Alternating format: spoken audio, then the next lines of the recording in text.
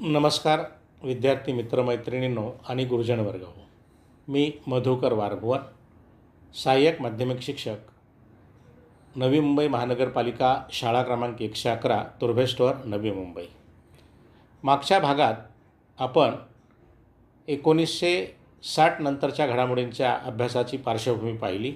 आज आपण 1960चे जे दशक आहे त्या दशकामध्ये काय काय घडामोडी घडल्या आणि त्यासाठी काय काय प्रयत्न करावे लागले यासाठी आपण थोडक्यात विचार करणार आहोत. खरं म्हणजे 1960च्या या दशकामध्ये अनेक घडामोडी घडल्या. कारण जरी भारत स्वतंत्र झाला होता तरी आपल्याकडे गोवा, दमण आणि दीव हे जे आपल्याकडचे प्रदेश आहेत ते पोर्तुगीजांच्या ताब्यात होते.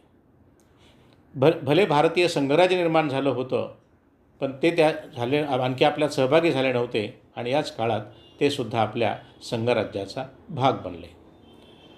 खरं म्हणजे उत्तरेकडच्या ज्या सीमारेषा आहेत विशेषतः भारत आणि चीन यांच्यामध्ये तिथे 1950पासूनच तणाव वाढत होता.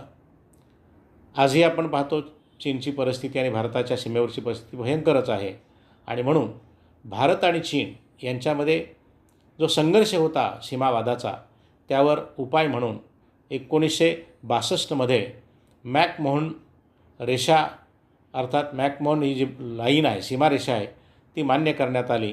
कारण यासाठी ती सहज नाही मान्य करावी लागली, कारण आपल्याला यासाठी युद्ध करावं लागलं आणि त्या युद्धातून पुढे मग मॅकमोहन रेषा अस्तित्वात आली आणि आपल्या सीमा निश्चित झाल्या. भारताला स्वातंत्र्य मिळाल्याच्या नंतर आपण पाहतो की पहिले पंतप्रधान भारताचे पंडित जवाहरलाल नेहरू आणि त्यांच्या काळामध्ये अनेक भारताच्या विकासाच्या दृष्टिकोनातून गोष्टी तर घडल्याच, परंतु त्यांच्या नेतृत्वामध्ये परराष्ट्र धोरणामध्ये फार बदल झाले नवे म्हणू आपण तर तेच खऱ्या अर्थानं भारताच्या परराष्ट्र धोरणाचे शिल्पकार होते असं म्हणायला हरकत नाही.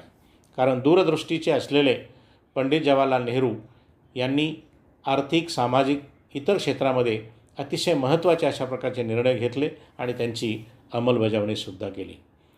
काय झालं, 1964मध्ये भारताचे पहिले पंतप्रधान पंडित नेहरू यांचं निधन झालं आणि मग भारताच्या पंतप्रधान पदावर लाल बहादूर शास्त्री यांची निवड झाली. अर्थात त्यांच्या कारकिर्दीमध्ये भारत आणि पाकिस्तान यांच्यामध्ये काश्मीर प्रश्नावरून युद्ध झालं. म्हणजे ह्या घडामोडी 60 नंतरच्या दशकातल्या घडत आहेत. चीनबरोबर युद्ध झालं, पाकिस्तानबरोबर युद्ध झालं. अर्थात हे युद्ध लाल बहादूर शास्त्री यांच्या काळात झालं आणि दुर्दैवाने यावेळेला रशियाने मध्यस्थी करण्याचा चांगला प्रयत्न केला आणि त्यातूनच आपल्यामध्ये थोडासा प्रयत्न आपला यशस्वी होत असताना अचानक 1966मध्ये ताश्कंद येथे एका करारावर स्वाक्षरी करण्यासाठी लाल बहादूर शास्त्री गेले असता त्यांचं तेथे अचानक निधन झालं. तेव्हा अनेक घडामोडी अशा घडत होत्या. त्यापैकी ह्या 2 घडामोडी आजच्या भागामध्ये आपण पाहिल्या. पुढील घडामोडी आपण पुढच्या भागात पाहूया. नमस्कार.